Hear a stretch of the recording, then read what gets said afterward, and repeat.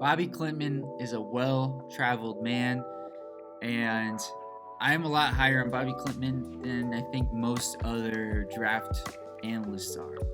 So, what do I mean by well-traveled? Well, he's a Swedish guy who played high school basketball in Kansas, played 1 year of college basketball at Wake Forest, and then played his last season professionally with Cairns Taipans in Australia. So he's been around. He's been around the world, that is. And there's a lot of reasons I like Bobi Klintman, and let's just get into him. So I think he's got a really good size and frame for either the small forward or power forward position. I think he'll end up being power forward. He's around 6'10", 225. He's really aggressive off the ball, looking for passing lanes and steals and deflections. And he's got an ability to bring the ball up the court at around 6'10".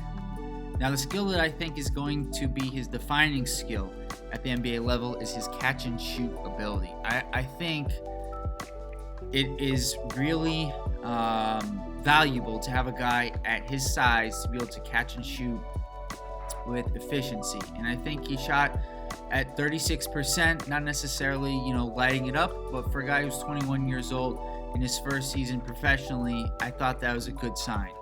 And I think additionally, he has an ability to score in the paint where he's able to kind of decelerate and score over smaller players.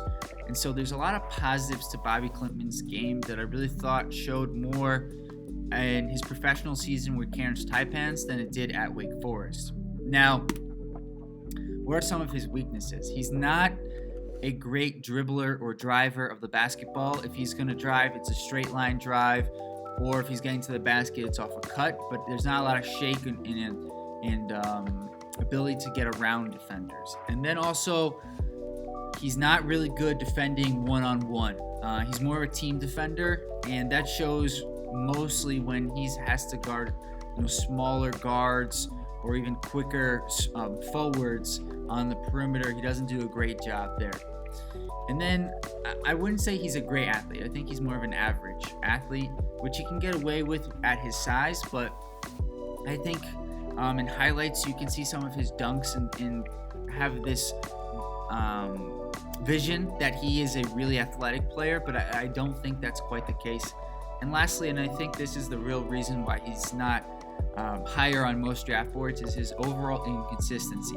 The shooting that I like, that I think is going to be his most transferable skill, as well as his off-ball and team defense. The shooting kind of comes and goes. The defense also, there's times where it's not there.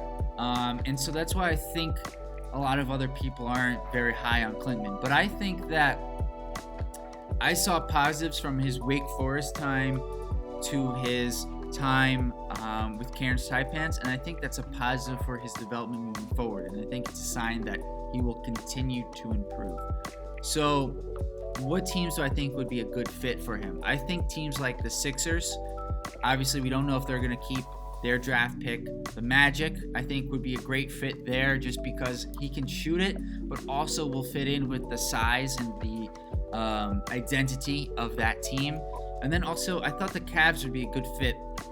I think this offseason is going to be a big offseason for the Cavs in probably getting rid of Jarrett Allen, in my opinion, because Mobley's looked really good as a sole big man. And so with that being said, you want to try to add some size and shooting next to Mobley. I think Klintman could be a guy who fits that mold. And lastly, this question is something I'm going to incorporate as we move forward into these videos. Is Klintman somebody I would draft for my hypothetical team? And the answer for me is yes. I think there's enough positives, there's enough tools and traits that in a couple of years, he could be a solid rotation piece for my team. So in terms of a comp, I think like poor man, I want to be clear, poor man's Michael Porter Jr. And the reason being, he's a tall 6'9", 6'10" forward who can really shoot the ball, play good team defense, and keep the ball moving in rotation. But for the most part, he's not like a playmaker or anything like that. So poor man's Michael Porter Jr. So that's what I think about Bobi Klintman. I think he should be drafted somewhere between like 18 and 34. So mid to late first round, end of the second, or early second rather. And he's a solid player. I think he'll be a rotation player for many years to come. And stay tuned for the next player. I believe we're going to be looking at Stefan Castle.